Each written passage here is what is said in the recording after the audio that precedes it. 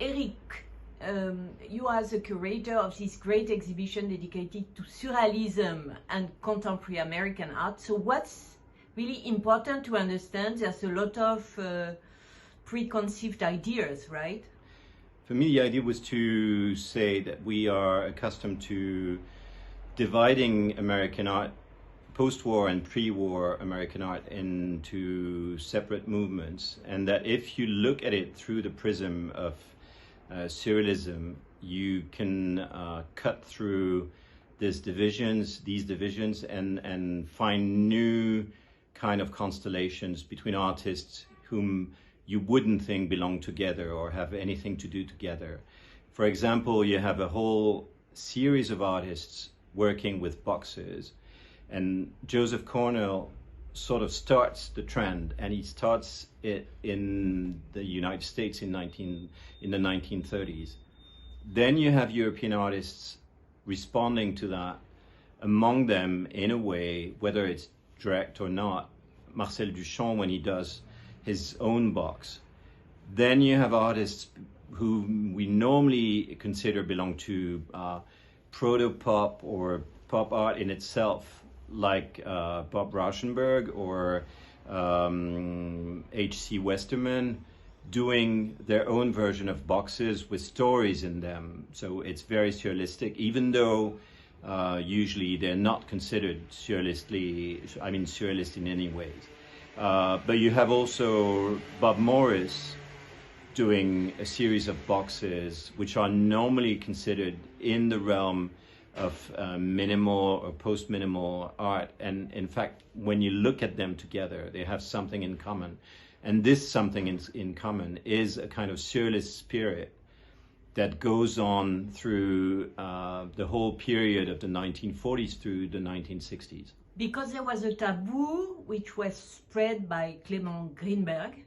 In a way, yes. The way Greenberg said that surrealism was anathema, that you, in order to be a serious artist, you had to get rid of surrealism. You could use it like Jackson Pollock or Mark Rothko would be doing in the early 1940s, but then get rid of it and become completely formalist.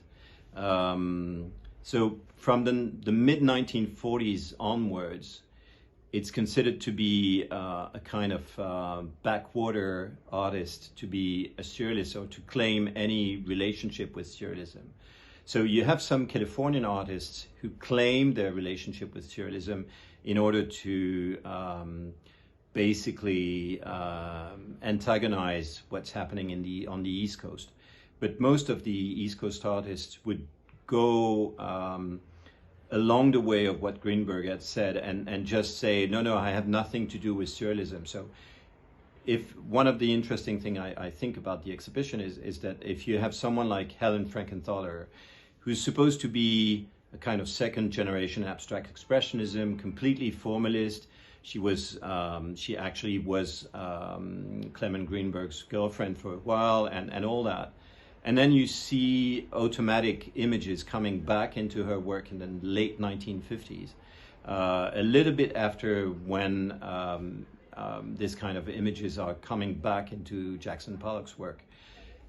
Normally, she always claimed she had nothing to do with surrealism, but if you look at the work in themselves and place them next to a painting by Juan Miró, for instance, or someone like that, then you see that there is a connection and that it's interesting because it brings together things that were not supposed to be together. It separates things that were not supposed to be separate, including in the realm of high and low art, so film or posters or all that. They all belong to this kind of imagery. And what is the influence of Dali in America? In a way, and in a strange way compared to French orthodoxy about surrealism, the two main characters or protagonists of surrealism in the United States are Salvador Dali and Marcel Duchamp. So someone who was expelled from surrealism very early on, but who was considered as emblematic of surrealism in the US. And so it immediately intertwines high art and popular culture in this way, which is very interesting for what's happening in U.S. art in the 1950s and 1960s. And Martial Duchamp, who never belonged to surrealism and always remained on the side, but nevertheless organized several exhibitions which were very important in the US, including an exhibition which is usually understudied in 1960 about surrealism today, which showed both American artists who were actually, never considered part of surrealism, like Jasper Johns or Rob Rauschenberg, or people like that, and historical surrealists like Max Ernst himself, with very strange works at the time. Merci.